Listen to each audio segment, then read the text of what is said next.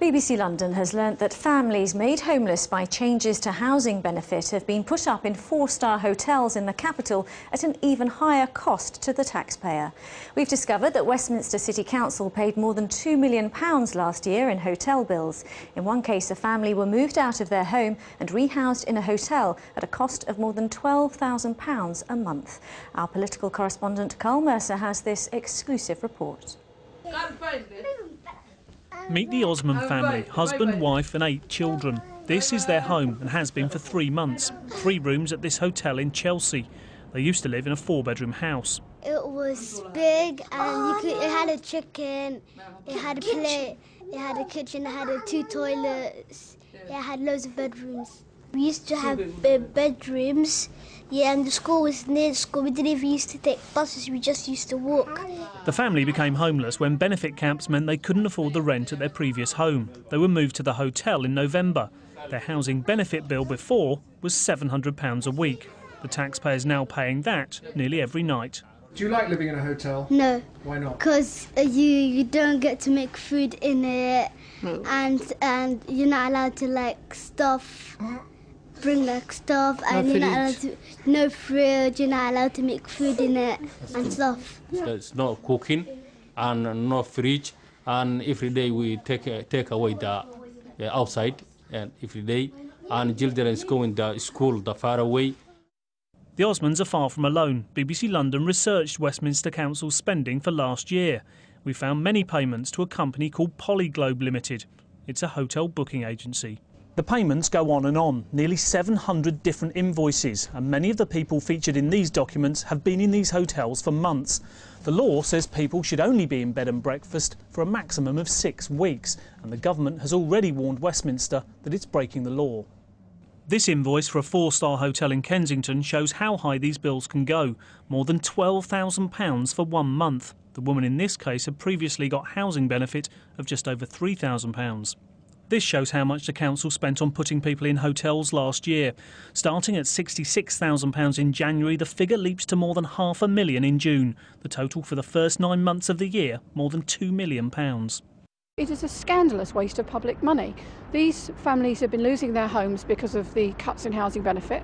Westminster Council cheerleading for those cuts, and now we find that they're pouring money into hotels to have to house those families who've lost their homes. Westminster Council says it's had to use hotels because it has nowhere else to put people who present as homeless.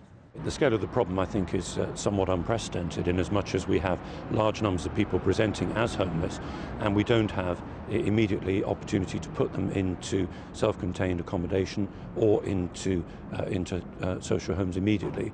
So while they're assessed, while the obligations to them are clarified, they go into short-term accommodation. Westminster says it is trying to rehouse families like the Osmans as quickly as possible.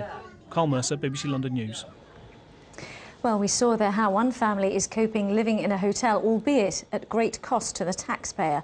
But there are clearly many more at that one establishment. Gareth Furby has been talking to some of them. It's an exclusive location right next to Chelsea Harbour. But some of the guests aren't so happy here. We don't have kitchen.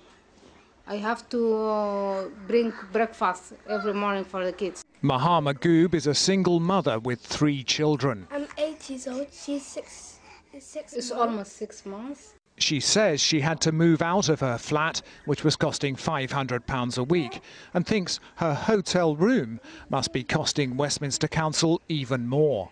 You pay for me for 1 week 500, and now for one night you pay for me 200 something. That's not normal.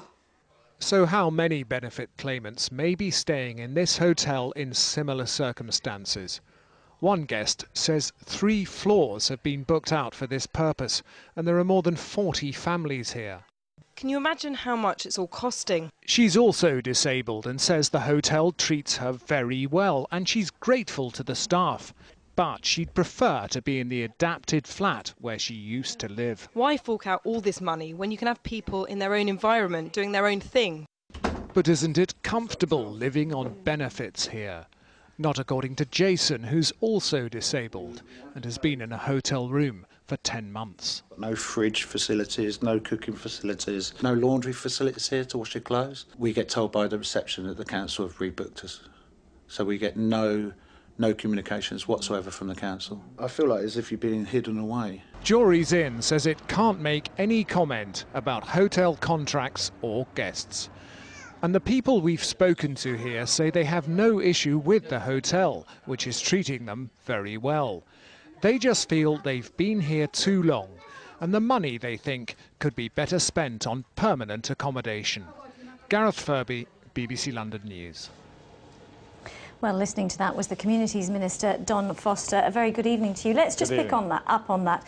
The money could be better spent. Before those changes, it was costing Westminster around £4,000 a month to house a family in a home. It's now costing 3 times that much, £12,000, to put them in a hotel.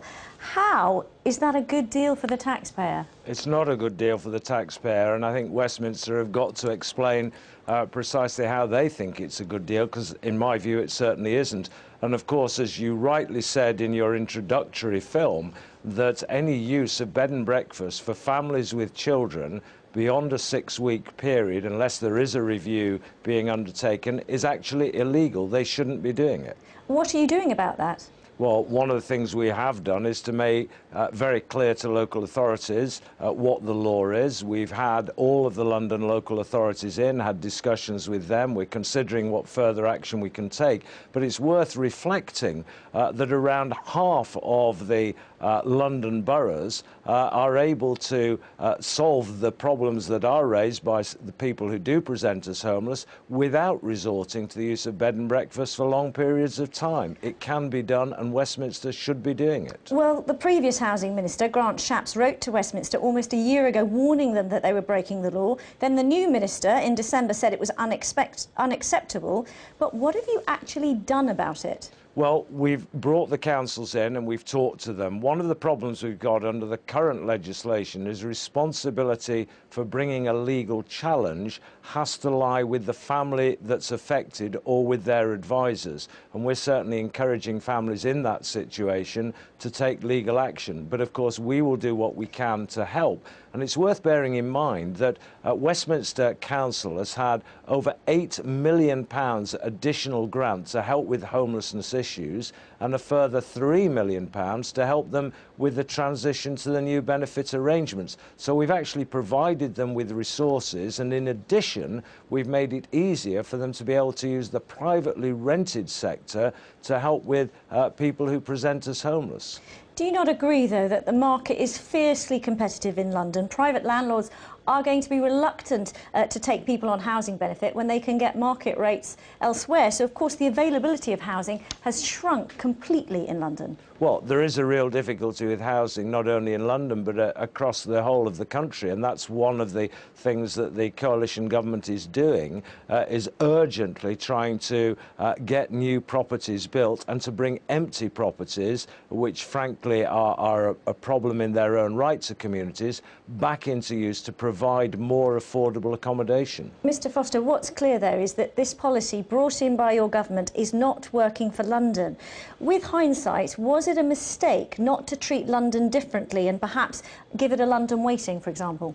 Well, I think you're wrong in that analysis. I mean, I think anybody who's viewing will know that the cost of the benefits regime, which has doubled over the last few years under the previous government, is something that we have to address. And we're addressing it by providing transitional relief to local councils, by getting new properties available. I mean, right across the country under the previous administration... Does that mean that you're not going to review it for London? No, what we're doing is we're working with councils, particularly in London, to show them how, having provided them with the additional resources to be able to tackle this problem, they should be using those effectively, as around half of the councils in London are already doing. And if they fail to abide by the law, they will be prosecuted. And rightly so. What they're doing is unacceptable, and it is a waste of taxpayers' money. Mr Foster, we must leave it there. Thank you very much for your time this evening. Thank you.